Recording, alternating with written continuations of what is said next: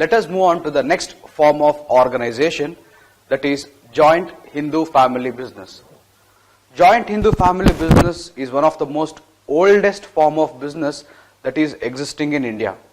And joint Hindu family business is a specific form of business organization which is found only in India.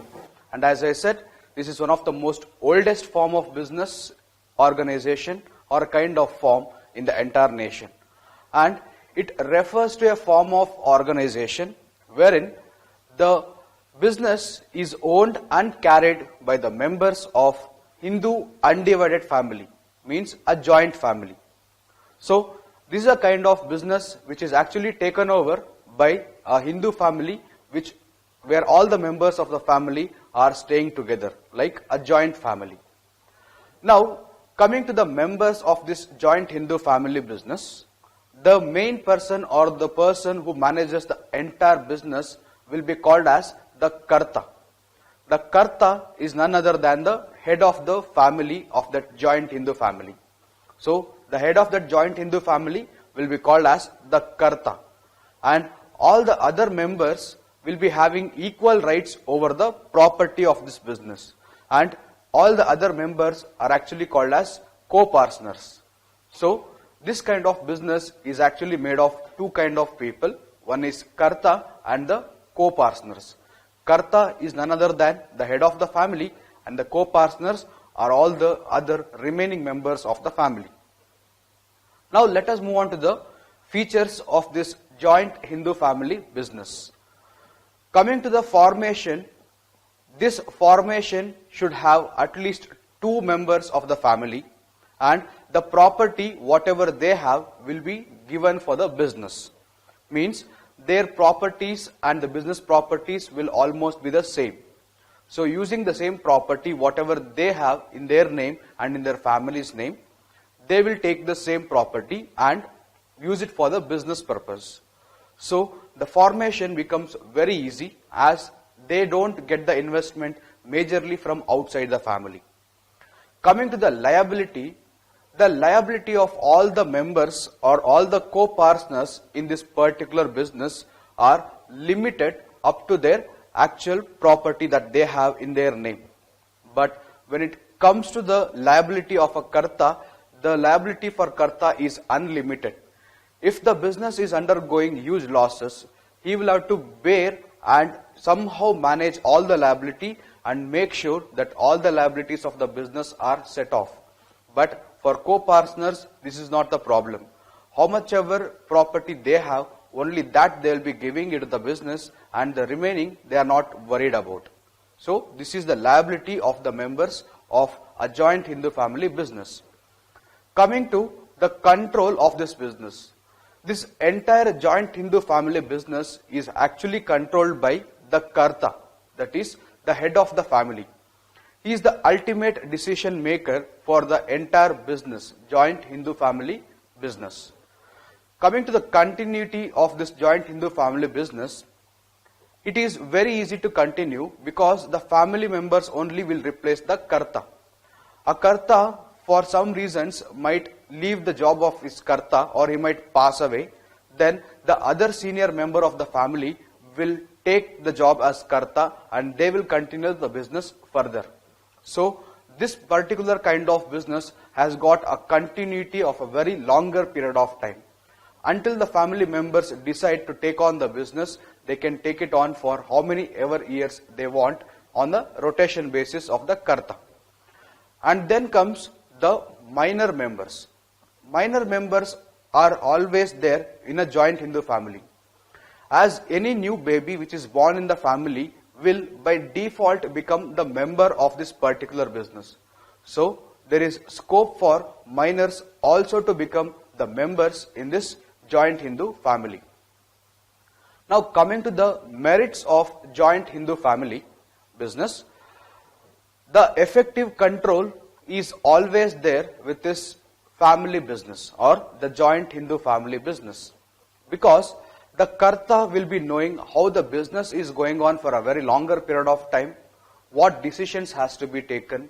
He can take the help of the entire family for the business and take the business forward in a very effective way. So there is a very effective control on this business. And coming to the next merit, that is continuity. This business has got a lot of continuity apart from the sole proprietorship kind of business.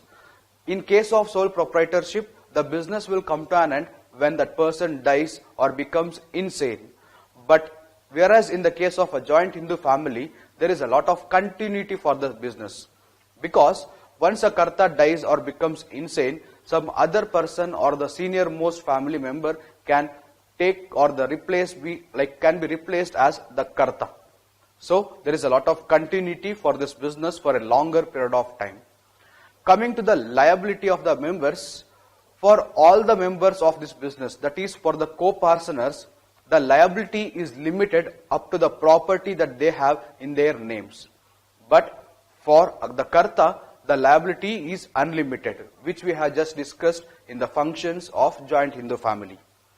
Then coming to the operations of this particular business. Here, all the business members are none other than the same family members. So it so happens that they will be very loyal and cooperative in nature. As it is one single family and it is their family business, they can take it very effectively in a very committed way.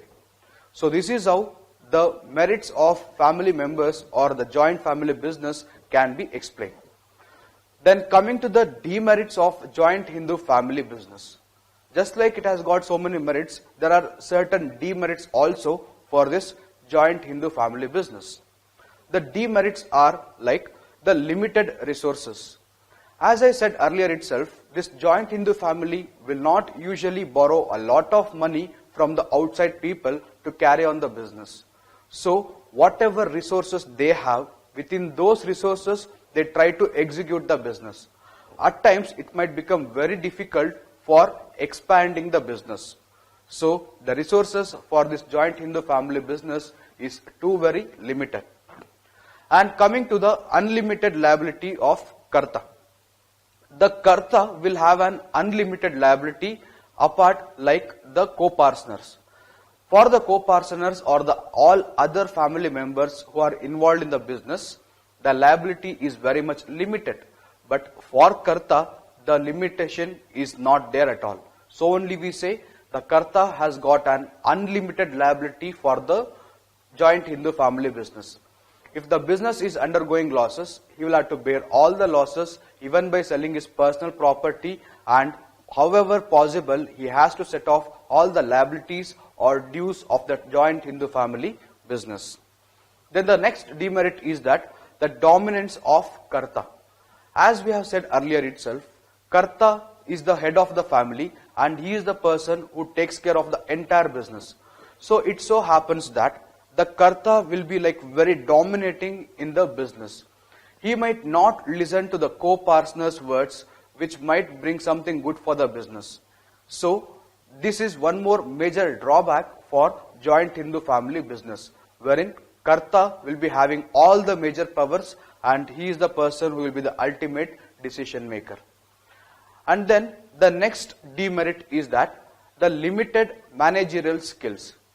As the same family will take care of the entire business and Karta is the person who will be leading the entire business, he might not have proper managerial skills.